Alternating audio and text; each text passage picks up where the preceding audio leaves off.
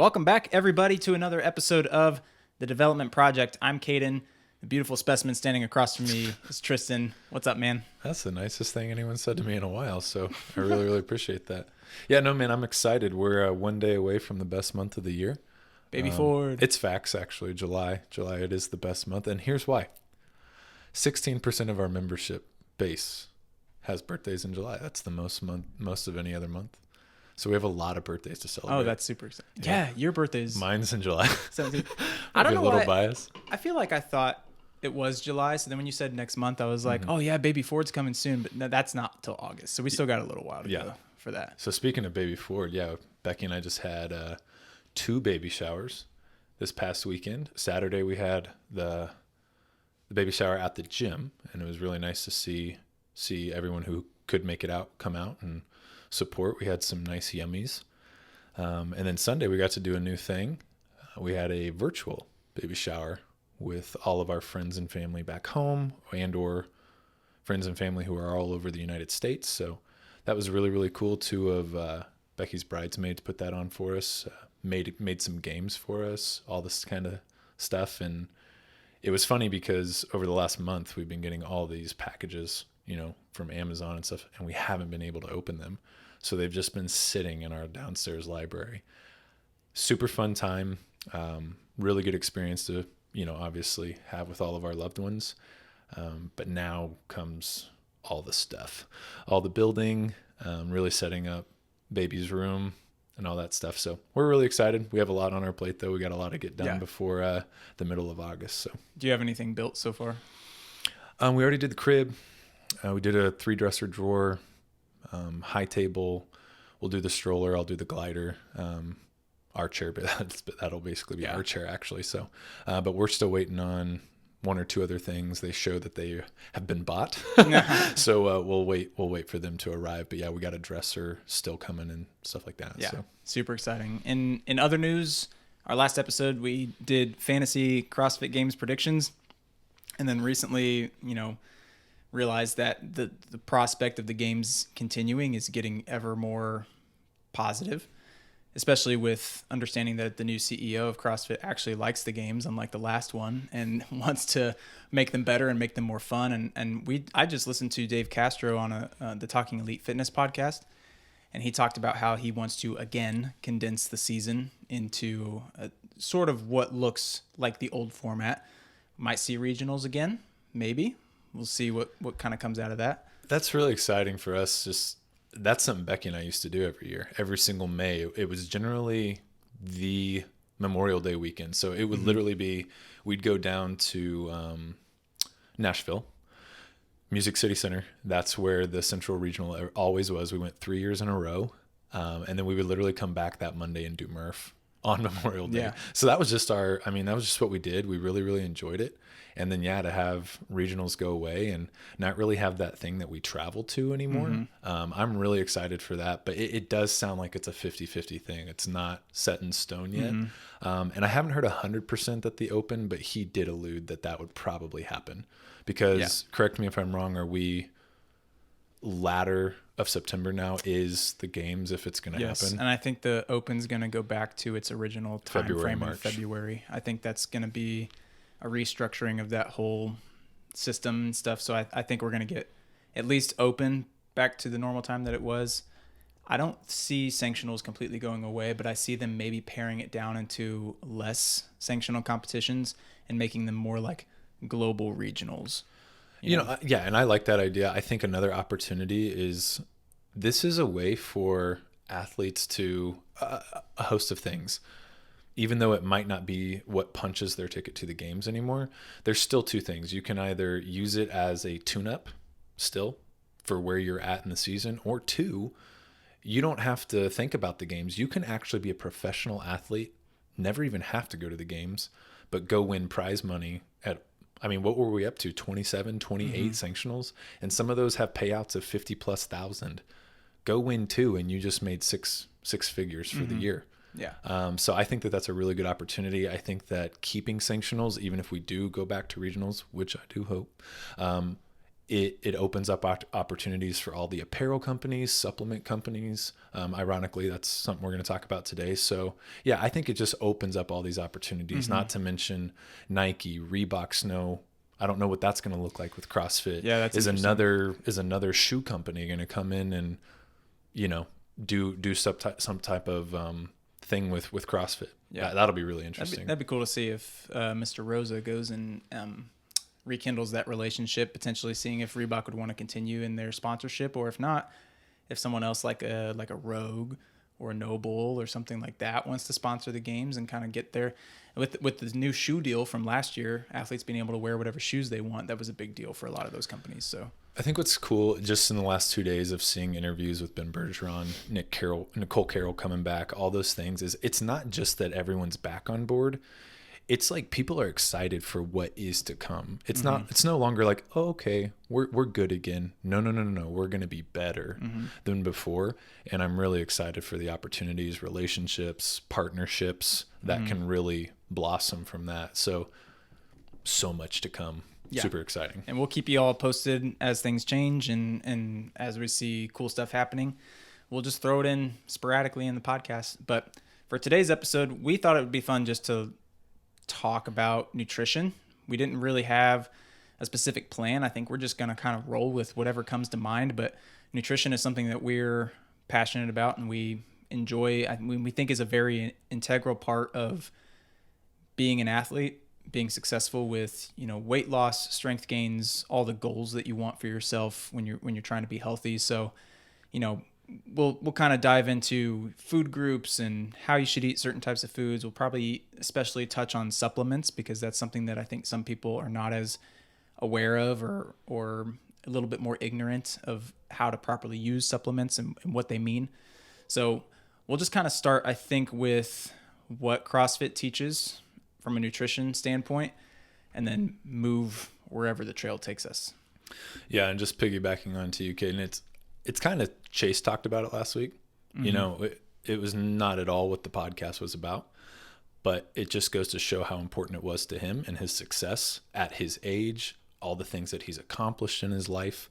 And so, yeah, it's one of those things where so often, so many times people just want that magic pill. And sometimes I see that people are willing to do the other things, sometimes even harder things, but nutrition always takes a back seat. So it's something that you and I live by. We're very passionate about it, as you stated. But having said that, we, just like Chase, we have no certifications in this. We don't claim to be professionals, but we have lived it out daily. We've tried different things. When I went through surgery 2 years ago, I tried keto. I did intermittent fasting, so much so intermittent fasting is still something that I do twice a week. I've been doing it for almost 2.5 years now. So I do know a lot about it simply because I put my body through it and I research it a lot. But no, I do not have a certification when it comes to that stuff. So I don't know exactly where you want to get started, but I think a good place to show the importance of CrossFit and nutrition is maybe you can actually put up a graphic for us right now. No, I'm kidding. But it's the fitness pyramid that CrossFit teaches. And basically starting from the bottom, going to the top, it's not only showing the importance, but which one you should be putting your focus and time into. And if we actually start at the top, it's the sport. So for some people, other athletes, that could be soccer, basketball, volleyball, blah, blah, blah, blah, blah. For us, it's CrossFit. And then under that, it's weightlifting. Underneath that, it's gymnastics. And really the most important part of training for us is metabolic conditioning. So this is the monostructural, this is the metcons, this is the high intensity pieces. But the number one thing at the bottom of that fitness pyramid is nutrition. Just like any building, if you were to take out the base, it all crumbles. And that's what we really try to get across to every single person that walks through our doors, specifically our on-rampers. But man, if we can even have that conversation from someone who's come from somewhere else and has not utilized that, we really try to make sure that that's the base of our conversations. That way you can immediately start seeing strength, weight loss, whatever type of gains that you're looking for, because we already know the program works. Yes. Now, if you can eat correctly, man, it's just going to multiply. Because it's easy when you're in your early 20s to just eat like an a-hole the whole time and just like still somehow manage to look decent or even look good. But then as you age, especially, like your nutrition is so important for not only just your aesthetics, but your energy levels too, and your ability to even just function throughout the day. And eating like crap is just not going to do it for you. So that seems to be the one thing that I feel like a lot of new people, that's the hardest part to change, because food, may have been a comfort for them before they started exercising, or whatever reason. Food tends to be something like that, and I feel like it's the hardest thing to overcome. Training, you're going to see adaptations like that those training adaptations happen fast, but changing your eating habits, that's the trickier thing. So let's say somebody new comes into the gym, they've never exercised before, they eat like crap, and you want to hit home the importance of them changing their nutrition. What's the avenue that you take with somebody new like that? Well, it's small steps, but I also like to go big steps first and show them where we're getting to, not to overwhelm them, but to really give them a picture of what it is we're looking for. So for you and I, we've done this for over a year now with our on-ramp. We give them exactly what the CrossFit tool or nutrition teaches. That's meats, vegetables, nuts and seeds, some fruit, little starch, no sugar. We explain what that sounds like. But if I'm doing a one-on-one with somebody, I immediately ask them, where do we struggle? Do we struggle with our meats and proteins? Do we struggle with vegetables, fruit? And I try to immediately pinpoint what it is that we're doing. Are they someone who eats well, but they still eat energy drinks and pop and stuff like that? And believe it or not, that's probably 50% of our people. Mm-hmm. I actually see that people understand what healthy nutrition is, and they are doing these things, but they have this mindset of like, well, I'm eating this, so I can eat this. And it doesn't work like that. Mm-hmm. So it's generally trying to give them the food groups and just starting with one thing. Maybe it's getting more vegetables. Mm-hmm. Maybe they're not eating any protein. Maybe they're just eating way too many carbs, but they're still eating, is it a quantity thing or is it a quality thing? So actually, to answer your question, that's even better. Is it a quality or is it a quantity thing first? That's actually where I would start. And generally it's a quality thing. Yeah. So then you go to that one thing. Okay, where's one thing that we can start? I know Bran talked about it during it was either quarantine or it was during our Made for Greatness challenge that we had at the beginning of the year. But one of the weeks that she took over, she said it very, very well. Like, well, if you've never eaten a fruit before, let's start with one strawberry, and sometimes I know that's not most people, yeah. But there are people out there. That's exactly where you start. Mm-hmm. Okay, let's eat one strawberry today. Tomorrow, if we can do that, then tomorrow let's eat one floret of broccoli, yeah, or something like that. Quality is a huge thing, because like I hear it from people all the time. Like, they're like, I don't eat that much. I don't understand why I'm gaining weight.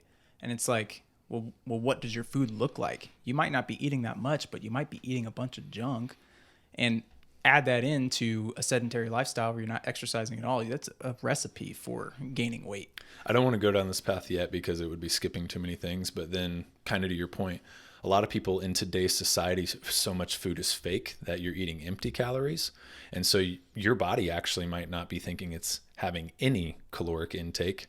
And therefore you're at such a deficit that can take you down a whole nother path, or worse, your body can't see the calories, but the ingredients that are being used to mask that are just destroying anything that your metabolism can possibly do. So it's it's fighting, 20, 100 times worse because of the bad ingredients that you're eating.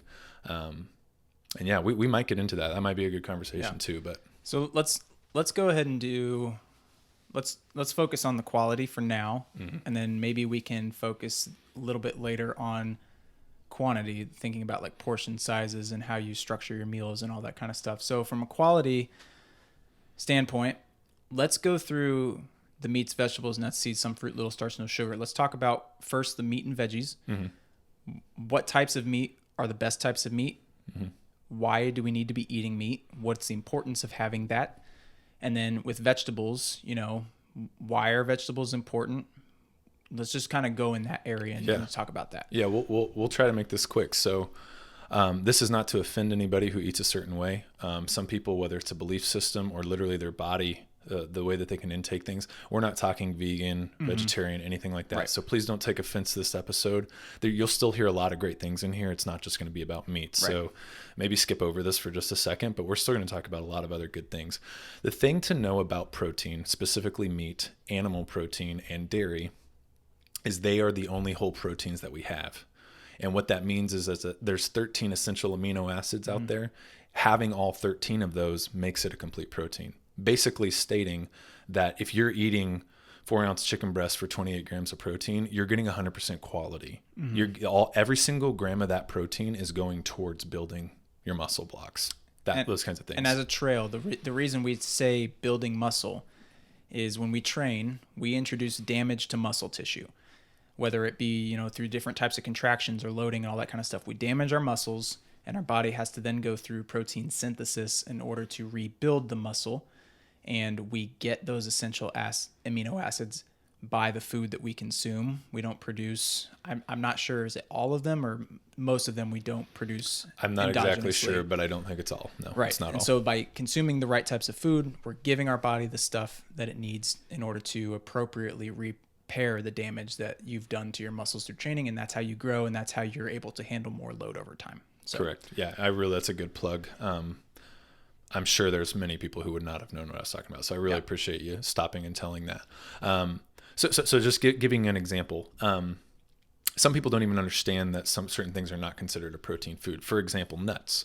Nuts are a fat. Why is this? Because if you actually look at a gram of fat has 9 calories, a gram of protein or carbs have 4 calories. So once you actually divvy out those percentages, if your peanut butter tablespoon has 16 grams of fat in it, oh my gosh, I mean, the math on that, 144 calories, that's what that is. You may have 7 grams of protein. Wow, so much. No, that's 28 calories worth. So what I'm saying is nuts are the king of fat. Oil, even more, because oil is stripped of everything else and it's just all fat. So that would be an even bigger fat source. But the truth is that too many people out there think, no, I eat enough protein. First of all, you don't, because for every amount of protein you're trying to eat, you're actually eating way too much fat or way too many carbs with it.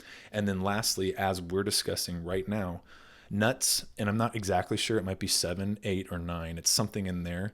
That's as many essential amino acids as they have. And a lot of times our incomplete proteins actually are missing the 3 kings, which I believe are isoleucine, leucine, and valine. I believe those are our 3. And all that's saying is like, those are our biggest ones. Those are our biggest building blocks to getting our muscle back. The other 9 or the other 10 all play a big role, but they don't play the bigger role that these 3 play. So next time that you're thinking about that, that's why. Per gram, I believe, I don't believe. Egg whites are the highest. Eggs are second. I do believe it's chicken, red meat, pork and turkey are somewhere in there. And then I believe fish is last. Milk is very high up there too. It's somewhere, but even me, I don't drink a lot of dairy, more for other reasons, not because it's not a good protein source. But anyway, that's that. So that's literally the order. You have some wild game in there, venison, deer, but you can look it up, but that's basically what we're looking at. Per gram of protein, egg whites are the highest. It's like 0.26. It's really, really high. So all that's stating is that you're getting more protein per amount buck. That you whatever you want to say. Biggest bang for your buck, and as far as protein is concerned. As far as vegetables, the first place that I would go is micronutrients. And I'm not going to go down this conversation too far, but I mean, just think of your multivitamin. That's more or less what you're trying to get. You have your macronutrients, which are carbs, fats, and proteins. Micronutrients, there's hundreds, there's thousands. And I mean, your body just needs so many of those things. So the more of those that you're getting, the better. It's not always true, but I would say 9 times out of 10, the darker the vegetable, you're going to have, without even having to look stuff up, just know like, oh, okay, broccoli's green, red cabbage is purple, cauliflower and mushrooms, they have other things that I would still say, hey, you should eat these. But as far as vitamins and minerals, they're going to have very specific ones that I would say, hey, this is really good to have in your diet. Bell peppers, like, again, the more color you can add It's not just for your eyes, like, oh, this looks nice. No, like it's a reason. You have a lot of vitamins and minerals the more color something has in it. Yeah, and vegetables have a rather high water content too, so they fill you up really fast. So it's actually, on top of the fact that the nutrients are really good in vegetables, they're also helpful in portion control. You know, if you're going to be eating, you want to keep your meal to a certain number of calories or portions of, fat, protein, and carbohydrates, but you're afraid that it's not going to fill you up, just throw more veggies on there. It'll really help fill you up and make you feel satisfied a little bit longer. Yeah, So, no, that's absolutely true. Would you just want to move on to something else? yeah, we'll just jump right into nuts so and the seeds. next one, nuts and seeds. Really, my only thing here is watch your quantity. They're great things to have, but you need to watch your quantity. Secondly, and this might even go off into a side topic, but do understand that certain nuts are still part of the gluten family. Not that they have gluten in them, but they have lectins in them. So peanuts, and oh my gosh, so unfortunate. Cashews are still a part of that family. They're one of my favorite nuts. But they have lectins, and what lectins are they're basically, I actually believe they're amino acid, but they're an amino acid that basically protects. And so as soon as you digest them, their whole goal is to protect the nut. So when your stomach or your metabolism goes to digest it, it kills you. It kills away your gut lining and your good bacteria and all those things. So that's 101 for gut health. Stay away from lectins.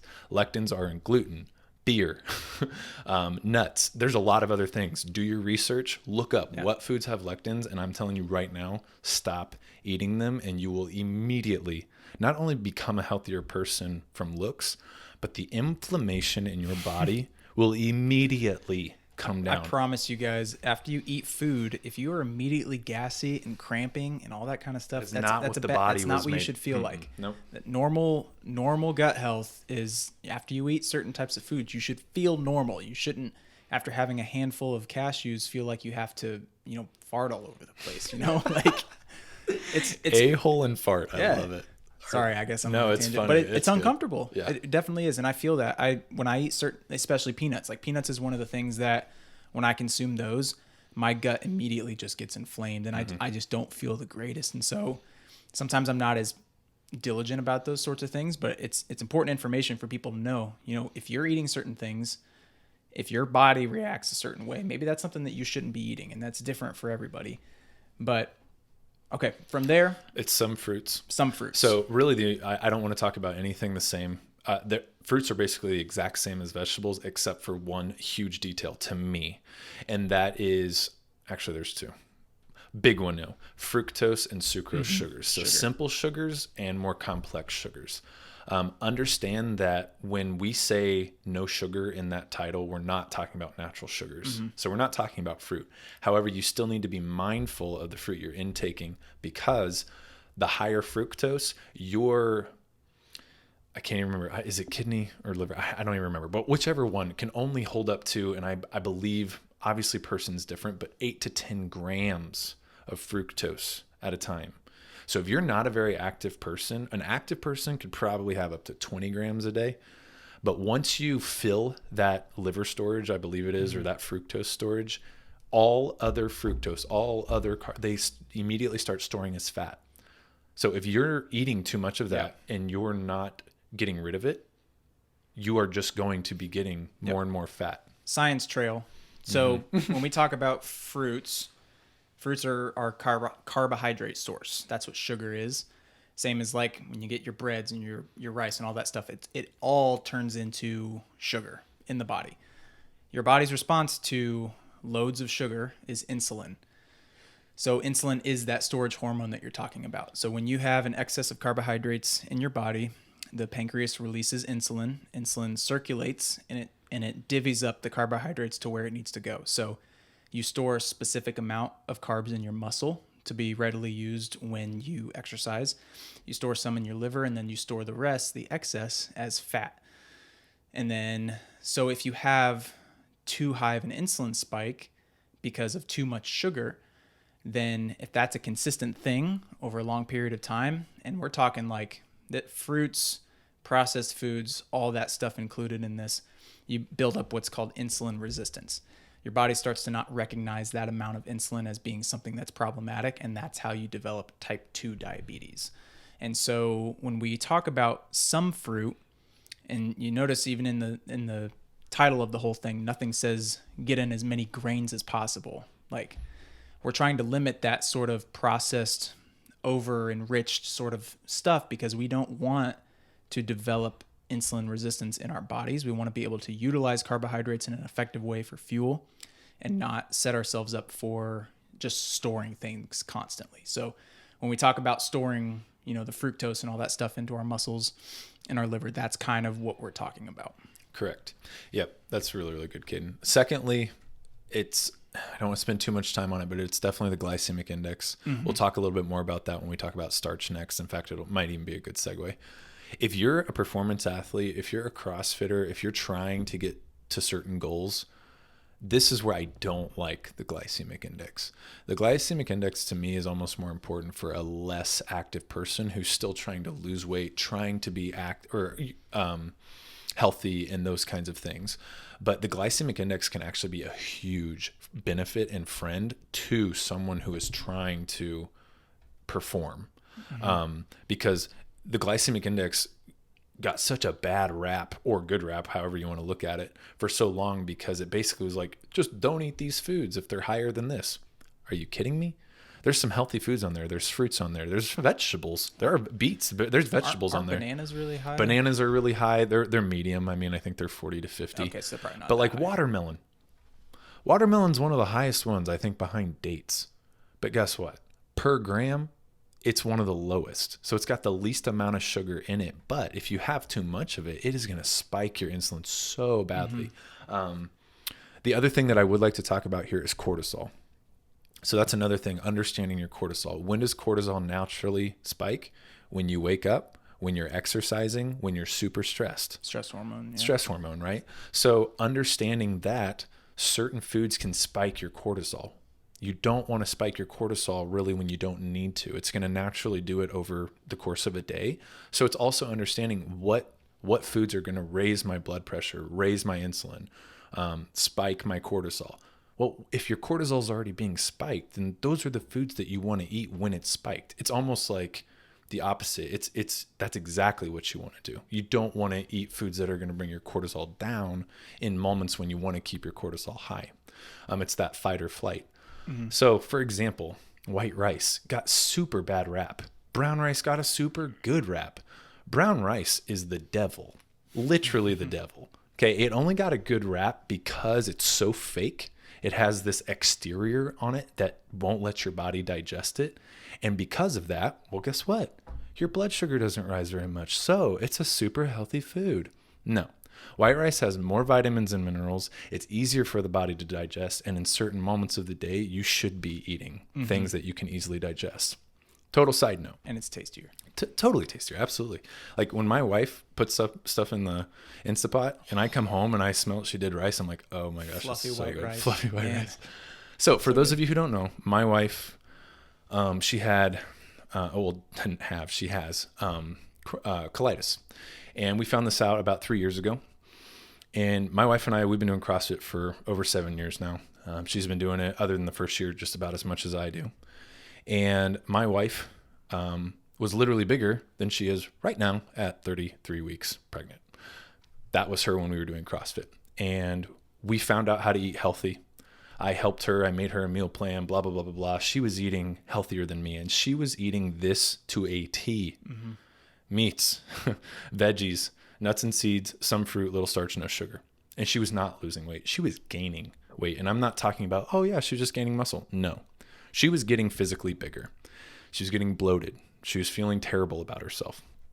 And then what that causes her to even go through this rabbit trail of then just eating bad because she's like, what's the point? Mm-hmm. Then she'd go through a rabbit trail of just starving herself. Well, that started to work. She started to lose weight, but then she wasn't strong enough. Her performance went down. It was awful, and I felt terrible for her, and we never could figure it out. And I didn't know enough at the time. Then we found out that she had colitis and that basically certain foods, regardless of what they were causing inflammation and basically bringing down the efficiency of her metabolism and causing a host of other problems for her. Well, like anybody, when you do find out something, research it, understand it better, understand it more. That's exactly what we did. We completely changed up her diet to the point where now my wife can barely have any vegetables, can barely have any fruit, but there are some out there that she is good with. Her number one carb source is white rice. And the reason for that is good for her digestive system. Mm-hmm. She has now, not now, but she's lost over 30 pounds because we changed her diet. And to the the public, they would look at her diet now and be like, oh, but that's so much less healthy than what you were eating. Everybody's different. Mm-hmm. So like, this isn't just 100% you have to eat this way or you should eat this way. We really are here to tell you that this is probably for most people the blueprint, but you have to try and do it for yourself and figure things out for yourself. This isn't always going to be numero uno for every single person.